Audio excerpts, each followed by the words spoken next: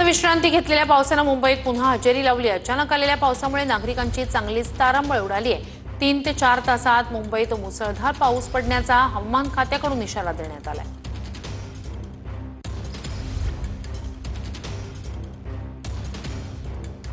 काही दिवस विश्रांती घेतलेल्या पावसाने पुन्हा एकदा हजेरी लावलेली आहे। मी सध्या मुंबई महानगरपालिकेसमोर आहोत। आपण पाहू शकतो की पावसाच्या सरी बरसताना आपल्याला पाहायला मिळत आहे।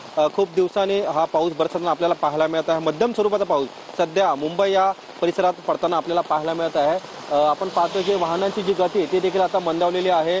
संपूर्ण वातावरण सध्या ढगाळ व तसंच काळोख सर्वत्र आपल्याला पाहायला मिळत आहे व तसेच येत्या 2 ते 3 तासात मुसळधार पाऊस पडण्याचा अंदाज देखील हवामान खात्याकडून वर्तवण्यात आलेला आहे।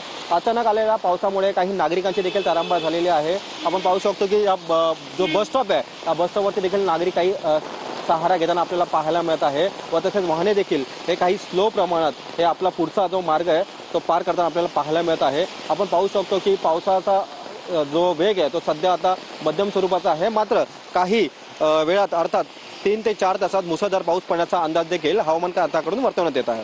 कॅमेरा पर्सन चरणसह मी रवी खरात, TV9 मराठी।